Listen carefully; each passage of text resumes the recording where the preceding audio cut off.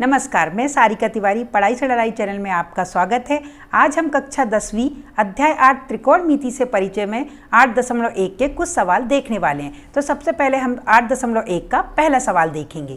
देखते हैं पहला सवाल क्या है। पहला सवाल, त्रिभुज ABC में कोण B समकोण है। एक त्रिभुज ABC है जिसका जो कोण B है वो समकोण है। पता है ना आपको समकोण क्या होता है? जिसका एक कोण 90 अंश का हो, है ना, वो कोण जिसका मान 90 अंशों से हम समकोण कहते हैं। ठीक है, तो जो त्रिभुज ABC है वो समकोण त्रिभुज है, उसमें जो B कोण है वो उसका समकोण है। AB बराबर 24 सेंटीमीटर और BC बराबर 7 सेंटीमीटर है। इसमें हमें दिया हुआ है कि AB बराबर 24 सेंटीमीटर और BC बराबर 7 सेंटीमीटर। हमें निम्न के मान ज्ञात करने हैं। पहले वाले इसमें हमें दो सवाल दिए हुए हैं। एक है साइन A और कॉस A का मान निकालना है और दूसरे में हमें साइन C और कॉस C का मान निकालना है। देखिए, हमने पहले इसका एक त्रिभुज को ड्रॉ कर लिया है, त्रिभुज बना लिया है। इसमें हमने त्रिभुज ABC जो हमें दिया हुआ है, त्रिभुज ABC, इसमें हमने B समकोण लिया है। कोण B को 90 अंश के उसमें रखा है क्योंकि हमें दिया गया है।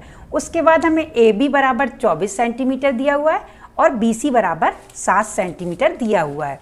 इसमें हमें, आपको पता ही है, हम पूर्व में पढ़ चुके हैं कि त्रिकोणमितीय अनुपात में जो हमारे त्रिकोणमितीय अनुपात हैं उन्हें ज्ञात करने के लिए हमारे पास समकोण त्रिभुज के कर्ण, लंब और आधार तीनों मानों का होना बहुत जरूरी है। तो अभी आप देख रहे होंगे कि हमें लंब भी दिख रहा है और आधार भी दिख रहा है। जो समकोण त्रिभुज की सबसे बड़ी भुजा होती है कर्ण, वो अभी हमारे पास अज्ञात है। तो सबसे पहले हम समकोण त्रिभुज में का जो कर्ण है उसे ज्ञात करेंगे। उसे ज्ञात करने के लिए हम समकोण त्रिभुज के लिए जो प्रमेय लगती है, पाइथागोरस प्रमेय, उसका उपयोग करेंगे। यदि कोई सा त्रिभुज समकोण है, उसकी कोई सी भी भुजा ज्ञात करनी हो तो उस भुजा को हम पाइथागोरस प्रमेय के द्वारा ज्ञात कर सकते हैं। क्या है पाइथागोरस प्रमेय?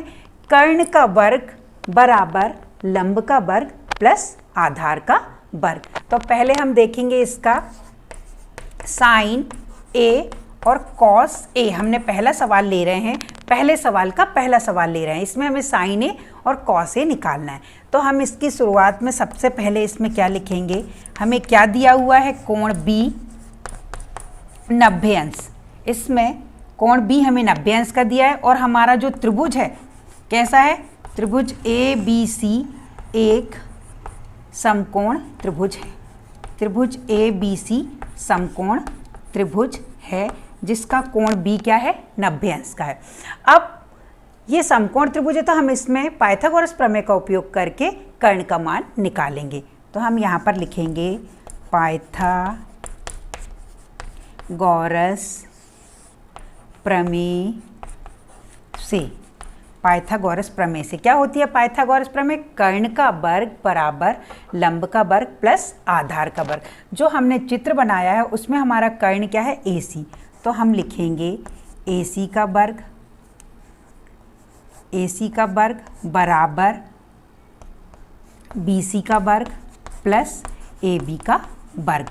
हमने लिख ली पाइथागोरस प्रमेय। कर्ण का वर्ग बराबर, इसमें कर्ण हमारा AC, लंब हमारा अभी BC है और आधार हमारा AB है। हमने उसका वर्ग ऐसा लिख लिया। अब इनके मान लिखें। हमको AC का मान निकालना है तो हमने इसको ऐसे ही लिखा। BC हमें 7 दिया हुआ है, हमने 7 का वर्ग कर दिया, प्लस AB हमें कितना दिया है? 24, हमने उसका वर्ग कर लिया। इनके वर्ग को हम खोलेंगे। 7 का वर्ग होता है 7 सतैया 49। 7 का वर्ग होता है 7 सतैया 49 प्लस 24 का वर्ग होता है 576। 24 में 24 का गुणा करेंगे तो 576 आएगा। दोनों को जोड़ेंगे तो AC का वर्ग बराबर हमारे पास क्या आएगा? 625। ये हमने जोड़ लिया, 625 आया। अब हमें तो AC का मान निकालना है। आपको पता ही है, जब एक साइड वर्ग हो, यदि हमें उसे वर्ग को हटाना है तो वो वर्ग जब हम हटाते हैं तो दूसरी साइड क्या चढ़ जाती है? कर्णी लग जाती है। इसको हम लिख सकते हैं वर्गमूल लेने पर। ठीक है, तो हम ये जो वर्ग हटाएंगे लेफ्ट से तो राइट में क्या चढ़ जाएगी? कर्णी चढ़ जाएगी। तो हम इसे लिखेंगे AC बराबर कर्णी 625। कर्णी की ये विशेषता होती है कि उसके अंदर कोई सा भी जोड़ा बन जाता है तो वो एक संख्या बनकर बाहर निकल जाती। क्यों? क्योंकि कर्णी का मान 1/2 होता है। ठीक है। तो ये AC बराबर 625 को हम 25 गुणित 25 लिख सकते हैं। देखिए जोड़ा बन गया 25 का, तो सिंपल संख्या बाहर क्या जाएगी 25 सेंटीमीटर। ये हमारा क्या आ गया है, कर्ण आ गया है हमारा। ठीक, अब हमारे पास जो AC है कर्ण वो कितना हो गया है 25 सेंटीमीटर। अब हमें क्या निकालना है, जो हमारा पहला सवाल है साइन ए और कॉस ए निकालना है। तो साइन ए आपको पता है, लाल कक्का याद करिए, लाल कक्का है ना हमारे। ये हमने इनको 3 भागों में बांट दें, ऐसे हम तीनों भागों में ऐसे बांट दें। तो पहले वाला साइन होता है हमारा, यानी L से लंब, K से कर्ण, A से आधार।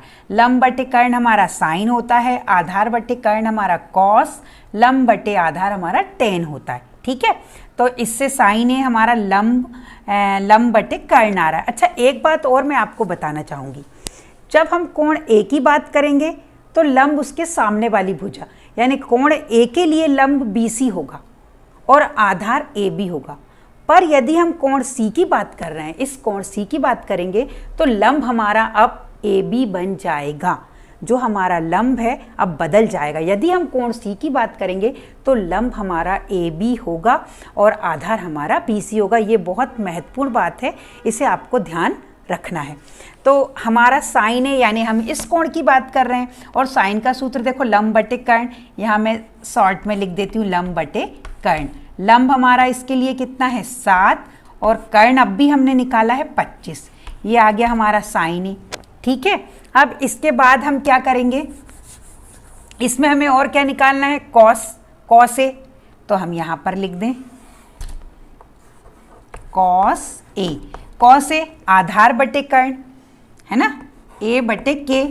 आधार हमारा क्या है, देखिए A की बात हो रही है तो आधार हमारा क्या है 24 और कर्ण हमारा क्या है 25। तो ये आ गया 24 बटे 25। इस प्रकार हमारे साइन ए और कॉस ए के मान आए हैं। साइन ए का आया है 7 बटे 25 और कॉस ए का आया है 24 बटे 25। अब सवाल नंबर 2 हमारा क्या दिया हुआ है, हमने सवाल 1 हल कर लिया। अब सवाल नंबर 2 में हमें साइन C और कॉस C निकालना है। ठीक, हम लिखेंगे साइन C। अब तो बहुत ही सरल है क्योंकि हम कर्ण निकाल चुके हैं। साइन C यानी ऊपर वाले कोण की बात चल रही है। साइन का सूत्र होता है लंब बटे कर्ण, तो लंब अब बदल जाएगा। अब हमारा जो AB है वो लंब बन जाएगा। जो AB है साइन C के लिए कोण C की बात होगी तो लंब हमारा AB होगा। ठीक, साइन का सूत्र होता है लंब बटे कर्ण। यहाँ पर मैं लिख देती हूँ लंब बटे कर्ण, पर लंब अब हमारा AB है। AB का मान कितना है 24, कर्ण तो वही रहेगा, कर्ण नहीं बदलाएगा। 24 बटे 25। साइन C का मान हमारे पास आया 24 बटे 25। अब हम निकालेंगे कॉस C। कॉस का क्या होता है, देखिए C की बात चल रही है, आधार बटे कर्ण, यानी अब C के लिए आधार ये BC है जिसका मान 7 है ना, आधार बटे कर्ण, और आधार हमारा अब क्या है BC 7। तो हम यहाँ लिखेंगे 7, कर्ण नहीं बदलाएगा, तो 7 बटे 25 ये हमारा कॉस C का मान आ जाएगा। इस प्रकार आपने देखा कि यदि हमें त्रिकोणमिति फार्मूले जो हम अपनी पूर्व की वीडियो में पढ़ चुके हैं, यदि हमें पूरे सूत्र अच्छे से याद हैं तो हम त्रिकोणमिति के सवाल करने में हमें बिल्कुल परेशानी नहीं आएगी। इस प्रकार हमने हमारे 8.1 का प्रश्न नंबर 1 हल किया। अगला प्रश्न नंबर 2 हम अपनी अगली वीडियो में देखेंगे। यदि आपको मेरा वीडियो पसंद आया हो तो इसे लाइक, शेयर और मेरे चैनल को सब्सक्राइब जरूर करें। धन्यवाद।